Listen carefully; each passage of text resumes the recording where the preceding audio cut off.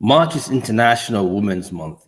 And at International Women's Month, we celebrate women who have done extreme great work in the society, the community, wherever we find ourselves. All throughout the month, we've had several different guests come and share what they're doing in their own workspace, in their own world, all about stories of women inspiring others. Welcome to Broken Not Shattered at this special edition of She is Becoming. Today, we have a special guest all the way from the United Kingdom. She is someone that I know that does extreme great work in her space, and we will not waste much time because Obi is not with me. I'm here by myself to actually interview my guest today, all the way from London, England, Miss Jojo. Hey, Jojo. Hi, how you doing? Very well, thank you. Great, How are nice. you? I'm all right. I'm fine. What's the weather like? It's cold. Good. Just coming into spring, so it's not so bad. Awesome. For all our guests, good afternoon, good evening, good morning, wherever you are in the world. Today we are looking at women and their mental well-being, and who else to actually cover this area than you, who I believe personally is someone who has walked this path. Introduce yourself to our audience because we're global. Okay, let me start with my name then. My name is Josephine Aligwekwe, fondly called Jojo. I'm a woman with so many hats, but I think today I'll introduce myself as an integrative counselor, an emotional intelligence facilitator, as well as a neuro-linguistic master's life coach. Basically, what do I do? I journey with my clients as they identify where they are today and help them to find their way to move forward to where they want to be. I'm pretty holistic in my approach, both psychological, emotional, social, and spiritual. That's how I kind of approach my therapeutic sessions with my client. So I think in a nutshell, that's who I am. No, you said you're a woman that wears several different hats. Let's go back a bit. Several Why different hats. was I worried you were going to pick on that? Yes, because it's International Women's Day, and the women out there have to know who we have as our guest today. Yes, several hats. How did you get to where you are? What were you doing before then? And what kind of hats do you actually wear? Well, prior to now, I was more in the corporate field. I actually started off my career as an IT person. I had the privilege of being instrumental in bringing Microsoft into Nigeria as the first technical education center in Nigeria. Wow. And then I had the privilege of moving from IT to branding and marketing and comms, PR. Worked in a couple of banks back home in Nigeria, instrumental in some of the banks we have. When I say back home, by the way, I mean in Nigeria. So instrumental in some of the banks in Nigeria, handling branding and marketing and comms. Then ran my own PR agency in West Africa in conjunction with an international agency from Greece. Did that for a while. And then found myself becoming a coach, a counselor, and a mentor subsequently. So that's how I got here today. Wow, that's a journey. Starting off from the corporate world, and now you are a counselor, therapist. You're based in the UK now. You've been there for how many years? Coming up to about 5-6 years now. Yeah. Time flies. I know. But London has always been your home. The UK is your place. Let's talk about women in the workplace, since that's the area that you've actually come up from and where you are. What are the kind of challenges that you think women face in the workplace, and how can they start off with that, with the work-life balance? So women in the workplace, I think that a lot of women today have actually risen to very prominent, dominant positions in the workplace. And this has actually led to an increase in a lot of the issues that we as women have mentally, all right, because we're struggling to compete in the workplace with the men. We seem to believe that we need to be seen as valuable and as viable, valuable, and needed as men are, forgetting that the makeup of a woman is totally different from the makeup of a man.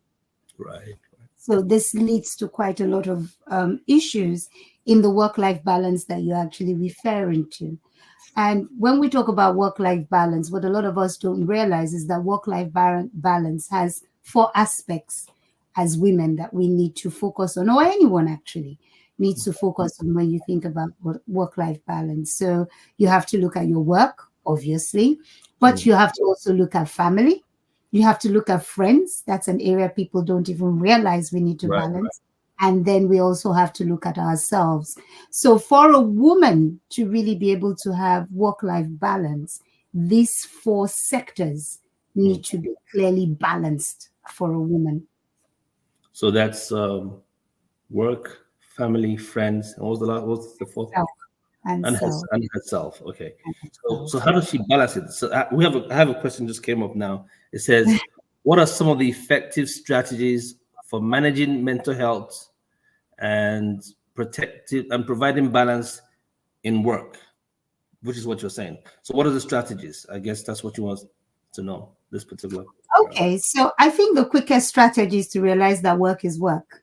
You know, one of the biggest problems, like I said earlier, the biggest problem we have as women is that because a lot of us have risen, a lot of women have risen very quickly in the work environment, we want to remain relevant. We don't want a situation where we're not seen as being able to handle our positions. So we forget the fact that we're not men.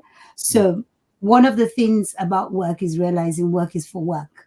Let work stay work. All right. In our bid to prove that we can be like the men, we don't tend to put work in that space. We take work home with us. Taking work home with you should be your first no-no, because the minute you leave work, you're still a wife, you're still a mother. You know, there are other roles and other hats as a woman that we wear. So when you can't stop work and work is following you everywhere, that's already a weight. That's an imbalance. So one of the tips that I always say is be able to have a time frame and be able to cut off when that time frame reaches. So if, for example, you're a 9-to-5 person, cut off.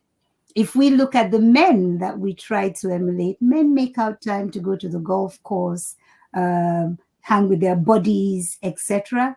As women don't seem to do that. So I think one of the key things is being able to understand work is work and give work its own space. And when the time and the space allocated to work is over, you step back so that you can put on your hats for other aspects of your life.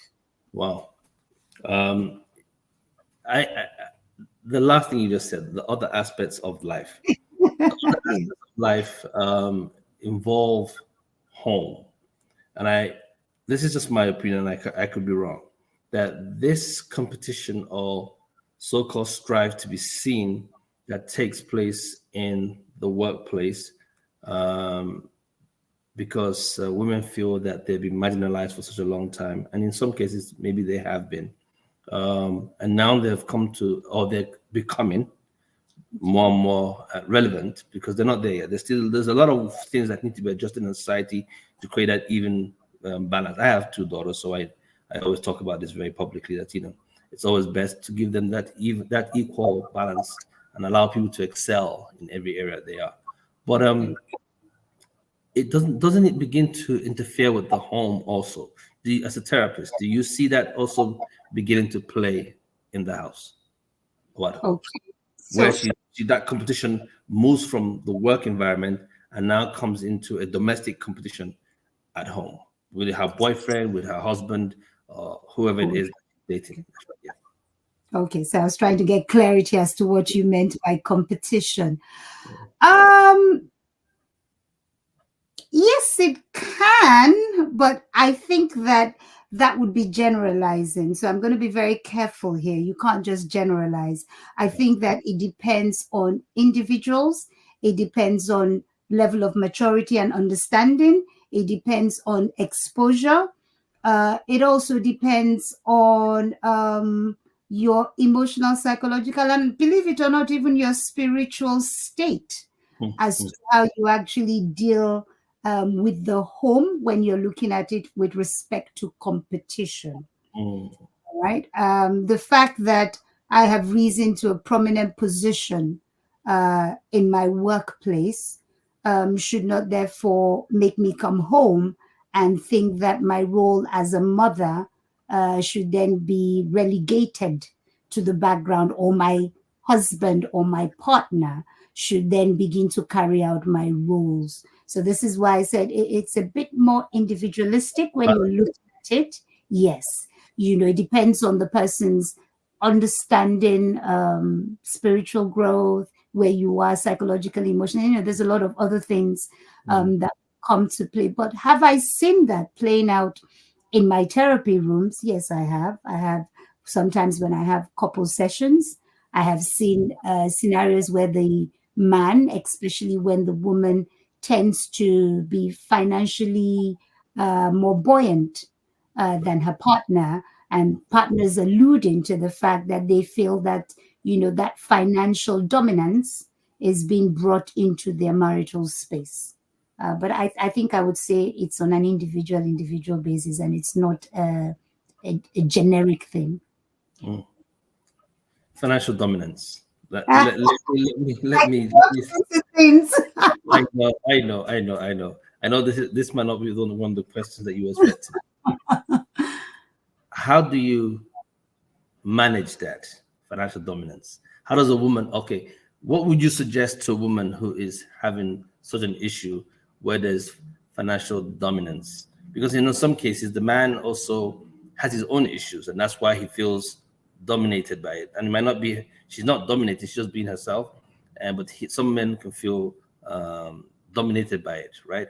How would you suggest to a woman or advise a woman if she came into your room or sat on your couch to deal or address the issue of financial dominance? And we'll just take a minute on it, and then we have 1,001 questions here. Okay, well, first and foremost, I don't advise. As a psychotherapist or an integrative counselor, I am not allowed to do advice. That's not our job. But if you're asking me personally, I think that in a scenario where a couple are not evenly balanced financially prior to that relationship even getting to the point where they become a couple. In other words, this is happening prior. So I'll also look at a scenario where this has occurred after. I always encourage my couples that it is important that prior to you settling down, this is something that is discussed. A lot of the times, the reason why it ends up being a problem is that both people have different viewpoints as to expectations when that is the issue. Now, should that happen during the marriage and there's a shift in the financial prowess of each partner in the relationship, the same thing. I think it's important that both partners be able to sit down, tailor and discuss it, and agree going forward what is expected from each other. My experience is that half the problem is always the misinterpretation or misexpectations that occur. My expectation from you is ABC. Your expectation from me is DEF. And so we're not meeting. But if we sit down and realize that, one, what we're discussing has nothing to do with how we feel about each other. This is just one issue in many issues that we'll probably have as a couple, but it's not about do I love you or do you love me? It's just my interpretation is different from yours in this matter. So we find a way to synchronize our interpretation of that matter. Then it will no longer be a major issue in the home. Interesting. That's a very, very deep answer. I hope that helps someone who's out there. It doesn't. I was advised recently to read a book called men are from Mars and women are from Venus, and I'm still studying it. And one of the things it said there that when a woman starts to provide unsolicited advice to a man, he sees it as if she's saying he has failed, right? And when a woman is speaking to a man about her personal challenges, she doesn't want a fixer. She wants a listener. And I hope the men just listen to what you just said now. And I hope the women also would not provide any extra advice outside the scope of what they're talking about, and make sure that boundaries are there. Wow. I'm going to bring you back. I have a session next month on relationships. I think we'll bring you back into that one because I have a bunch of people coming in and out on that one. Let me ask another question that just came in through. Someone just said to me, what are the strategies? Now, we're not going into your field where you are right now. What are the strategies one can use to manage anxiety and depression, considering the societal expectations? Strategies. I always have a problem. I know that I'm going to say that word is not the appropriate, but say it is a question that you want to ask the question. Strategies is not what you do. How do you manage anxiety and depression? Okay, so let me start with anxiety first and foremost. I think that we need to first deconstruct that word because I think people have misused the word anxiety. Anxiety is expected of every human being. We all go through anxiety, believe it or not. Anxiety on its own is actually not unhealthy. It's our response to it that makes it unhealthy. It is anxiety that will say to you, look left, look right, then cross the road. That's anxiety. Even though you're not feeling shaky, but it is anxiety that tells you yes, that tells you that you must look left, you must look right. It's anxiety that says you come to a crossroad. It's anxiety that says to you, don't eat that fish bone, it's going to get stuck in your throat, etc., etc. So anxiety really is anything that we feel threatened by as human beings. Okay. Now, anxiety only becomes a problem when we go into avoidance.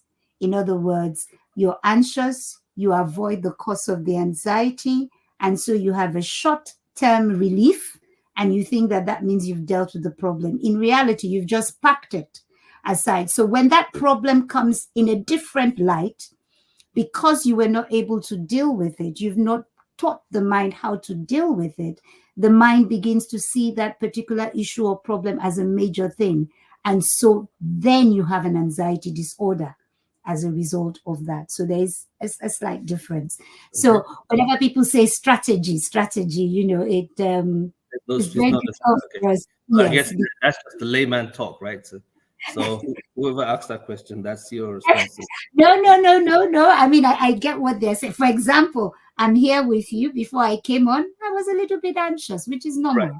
All right. That doesn't mean that I have an anxiety disorder or I have a mental illness called anxiety, if you understand what I mean. However, as a psychotherapist, excuse me, as a psychotherapist, what we do believe, though, is that everything has a root in something. All right. So if I wanted to help somebody understand why they're having a disorder, an anxiety disorder, or they're suffering from depression, which is slightly different, what I would first want to do is find the root. What is the problem? We will give you some basic skill sets. For example, believe it or not, sleep can result in anxiety disorder as well as depression. If you're not sleeping well, if you're not eating the right kind of things, it could also result. So it's first eliminating the basic things, how are you sleeping? For example, are you getting enough rest? Things like that. We start with that. Then we start to look for what could be the root. Anxiety disorder does not happen on its own. Something triggers it. You don't go into depression on your own. Something triggers it. So we want to find the root cause, and then we help you work through that. So this question that comes up next would be a good one then. Someone says, can you share your personal experience with mental health challenges and how it has shaped your own perspective towards mental illness? Take the question again, sorry. No, you know what? I'll come back to that question because I think that another question actually just came through, and I think that one would be more appropriate based on what you just said. It says, can you shed some light on the role of early intervention and prevention in mental health? Okay, so once again, it says, Madam Jojo, what can we do to increase access and awareness? So I guess wherever they are. All right. So first and foremost, I need to understand what the person thinks the word mental health means. See, that's another issue that I tend to have terminology. What do we think mental health actually means? Okay. I think that's where we need to start. It's almost like you saying physical health. If if you couch that question and you put the word physical health, it changes the context, because if I'm physically healthy, I'm healthy. Right. I'm just conscious of the time, so that's why I'm asking these questions so that people won't feel that we're not. We have to go. Yeah. If I understand the question, I think the person is talking more about mental illness as opposed to mental health. The question I'm reading here says mental health. I want to skip that since we calculate. That's fine. Run the question again and let me try. Can you shed some light on the role of early intervention and prevention in mental health? So I'll paraphrase that. Can you shed light in the role of early intervention and prevention in mental illness? And the reason why I'm paraphrasing it like that is because mental health, just like physical health, the same way you will go to... Okay. It's not a bad thing, exactly. It's illness that's the problem. Okay. It's illness that is the problem. So I think that it is important indeed for us to immediately attack any signs of possibility of mental illness once it is spotted. That belief that it is a shameful thing needs to be eradicated. That belief that, it is a sign of weakness needs to be eradicated. That belief that it's only certain kind of people that could possibly have it needs to be eradicated. If I think it's important to continuously keep an eye on my physical health, do checkups and stuff, make sure that, I'm looking after my physical body, then if you understand what the word mental health is, which is actually the mind, looking after the mind, the health of your mind, the same way you look after the health of your physical body, once you see a sign, if I cough too much as a mother, the first thing I'll say to my child is, do you have a cold? Let's start treating it. Well, it's exactly the same thing with mental health.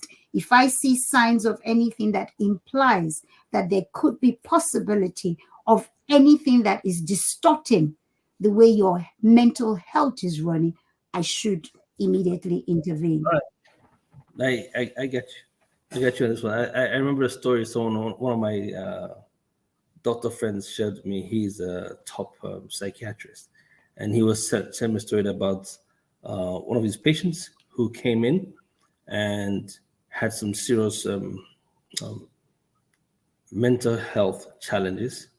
And told her boss what the situation was, and the boss said to her, "Oh, just go home and rest it out," And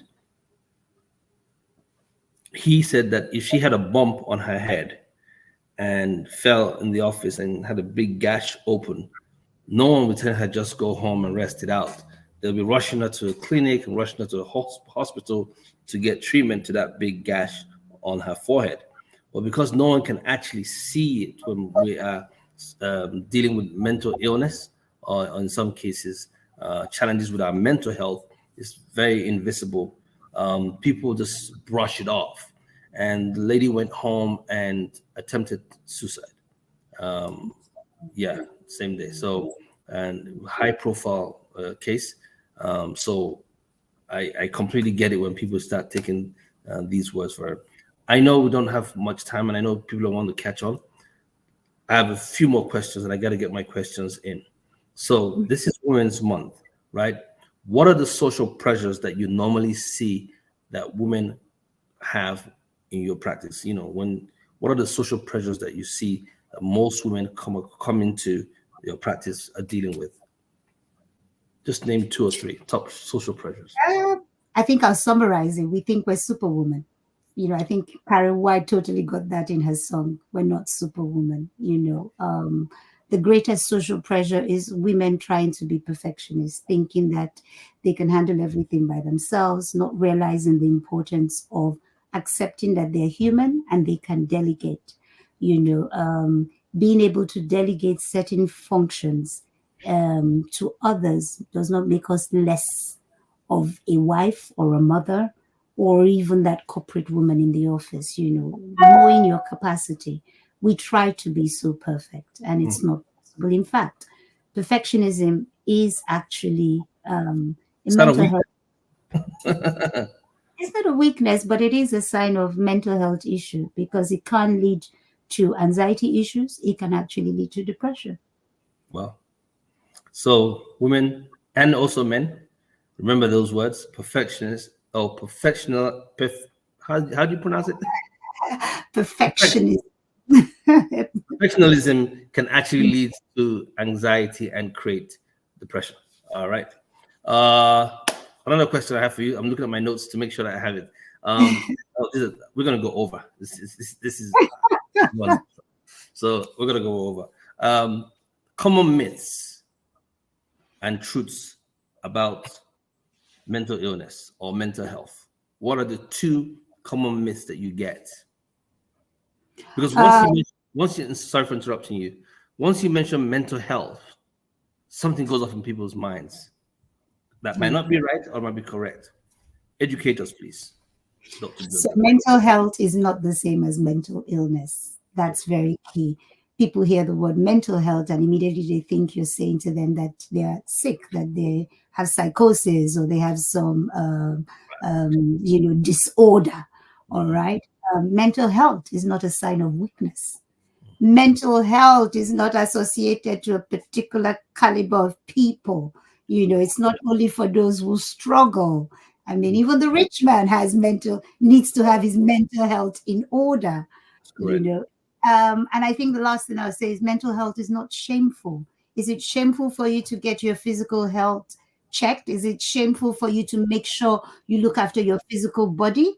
If that's not shameful, then why would it be shameful to look after my mind? Right. It's understanding that as human beings, we're made up of body, spirit, and soul. So if I'm made up of those 3 entities, why would I think that it's only okay for me to look after my body and I forget the spirit and the soul, which is where mental health plays? So if I take care of my physical health, I must take care of my mental health. Thank you so much for that.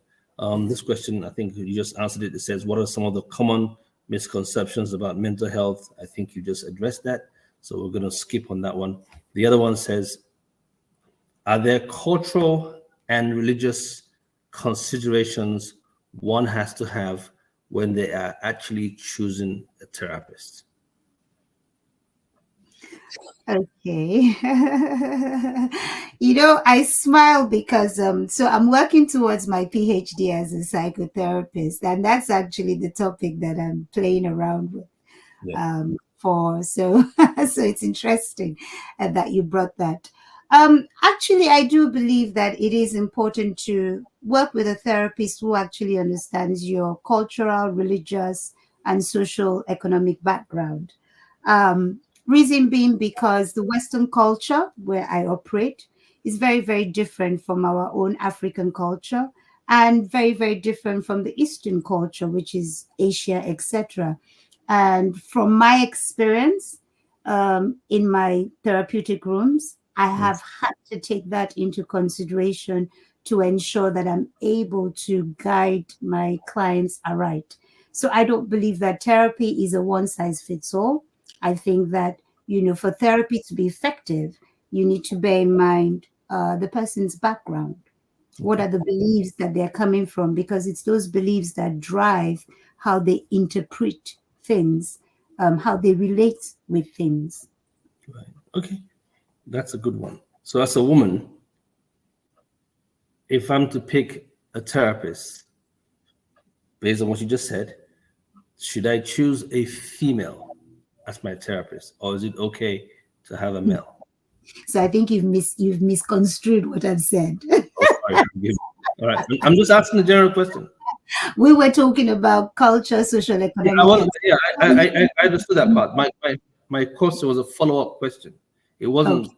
I wasn't saying that I didn't understand what you responded to. I understand you said it's important in some cases to understand someone's religious background and cultural background when you're selecting who you want to sit in front of, because of how they interpret certain things that one might do that is culturally acceptable here and might not be a cultural norm in some other person's world, right? So I understood that part. So then I said to you, gender-wise, is it okay? Should I consider, if I'm going to go for a therapist, should I also look for a man?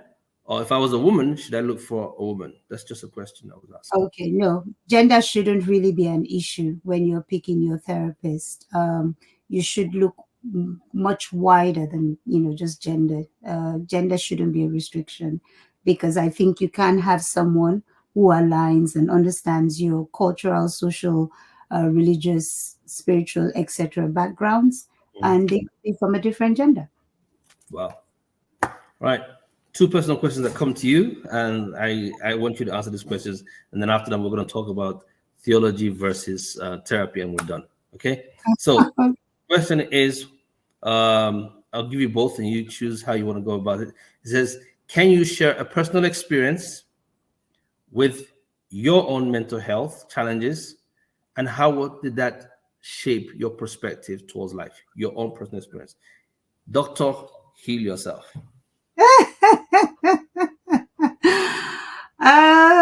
So Basically, others just want to know: are you human? Do you have the same thing that they have? I am human. I am human. Well, as a therapist, to become a psychotherapist, I have to be in therapy for years. So I'm running through my head and I'm looking for, okay, what story do I want to share? I think I can pick a simple one that everybody can relate with. So I'm a single mother of 3 girls. I'm a divorcee. And that was a very challenging time for me. I went through anxiety issues. I went through periods of low self-esteem when I was going through that. I went through little bouts of depression. So yes, like every other person, I am human.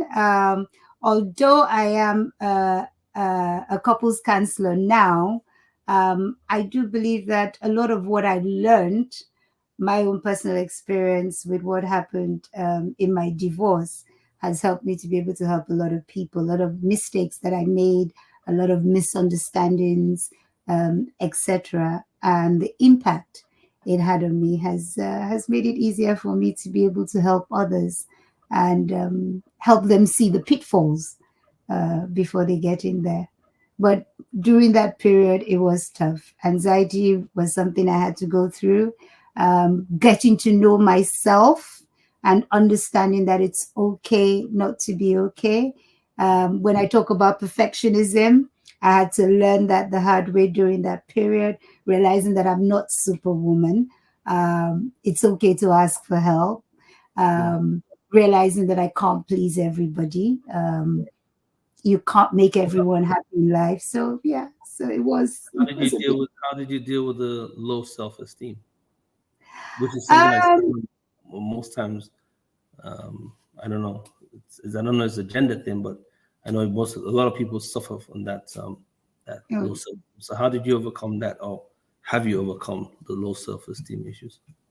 So the truth is that low self-esteem is as a result of childhood. So for many people who suffer with esteem is built or developed, at a very young age. A sense of value is given to you from your formative years. All right. Many of us, especially, so now I'll bring a bit of culture into it, especially the African Asian culture, we are not taught to value ourselves. We are taught that our esteem, in quote, is synonymous with our confidence in achievements and abilities. So for a lot of African and Asian multi-ethnic cultural people, we see our value only based on external things that we have achieved or accomplished. And Accomplishment. so when my marriage broke up, it made me feel like I was a failure. I felt Right. that I had lost my worth Mm. and my esteem as a result of that, because of the fact that you are considered to be who you are based on culture and background, Right. on the things that you've achieved, etc. Well, it's amazing because I could relate to this. I think when I went through a divorce, I actually felt as if I was a failure. And it took a long time for me to wrap my head to understand that the marriage failed does not make myself, Ike, a failure. It just, the relationship fell. And it is what it is, and just keep on moving. So for someone who's out there who's actually going through a bad patch, we pray that you work it out. But if it doesn't work out for any reason whatsoever, never see yourself as a failure, because you absolutely are not a failure. I am so pro marriage, regardless of the fact that I've had some very terrible experiences in that area. I believe it's a beautiful thing when you find the right partner and check everything out, and just not just use only your head or your heart. Just look at everything for what it is and make that choice. Whew, what a topic I don't like talking about, but that's fine. Okay, but I know it's going to inspire somebody. You need therapy. No, no, no, no. I'm good. Hey, Talk no, about no, it. no, no, no, no, no, no, no. I'm fine. I'm fine for now. I've been in therapy on this matter for a while, right? I've been in therapy for a while. Let's wrap up with this. And thank you so much for making out time to speak to myself and my audience who are based here in the US and those in the UK and the folks who are actually maybe somewhere in Nigeria or any part of Africa. A lot of our audience are picking up also from the Middle East, and I want to thank you for bringing up that Asian culture thing that you talked about. Theology and therapy. As a believer, a Christian, I know you are, is it okay for a Christian to seek professional help? Or is it frowned upon by the church? Or why is it frowned upon by the church when we don't go to, for lack of a better word, less trained counselors within the church structure? How do we balance that out? Theology and therapy, right? Theology is about different religions and different people's faiths. And then therapy, you've said, is something that is needed to help us deal with mental health, mental well-being, and all that stuff. But it seems there's a frown upon it when someone's in the church, especially in the Western world is different. I'm talking specifically for my audience who are in third world countries or developing countries right now. What's your balance? Okay. I'm going to take a leaf from your psychiatrist friend. If you had malaria, Okay. no, I'll go with malaria. If you had malaria, where would you go? I'll Who go would see treat you? I should hope so. I'll So, just go to their pastor and have him lay hands on them, right? so if I take you back a little bit to the history of psychotherapy, so I'll use psychotherapy because counseling is a baby of psychotherapy. Psychotherapy is, if you actually look at the definition of psychotherapy, it actually means a soul attendant or a soul healer. Psyche refers to the mind, the soul, and therapy refers to healing a disorder. So we are actually a mind, soul attendant or healer, if you want to. And it dates back to the time of the church in the early 16th century. In 1800, the founding father, Freud, also has a bit of stint in theology. All right, a lot of the founding fathers actually had some stint in theology. They had some stint with the church. They had some connection with the church. So, and if you look at a lot of what we believe as psychotherapists, you can actually date it back to the church. Mm. If you look at the words of the Bible, for example, I think Proverbs 4:23, one of the things it says is be careful what you think, because your thought actually controls your life. What is it that a therapist tries to do? A therapist tries to help you to understand how you think. Why do you think the way you think? Where is it coming from? All right. That is the job of a therapist. In Proverbs 14:30, it talks about, the desire for us to have peace of mind as well as body, so if you go through the Bible, you see a lot of allusion to the fact that not only your physical should be whole, but even your mind. And I think the one that I really love is that Romans 12:2, where he says, transforming of your mind. All right. This is what therapy is all about. A lot of the misunderstanding is the lack of understanding of what therapy is. All right. So if we understand what the concept of therapy is, then you find that therapy and theology, or therapy and the church, can actually correlate together comfortably. Jesus said, I did not come for those that are healthy, which means that he recognizes the fact that if you have a problem, you need to seek help from the right source. Right. All right. So with the church, there is something called Christian counseling. Okay. There are courses for Christian counselors. And what it does is it brings the relationship of theology with the aspects of understanding the scientific makeup of man.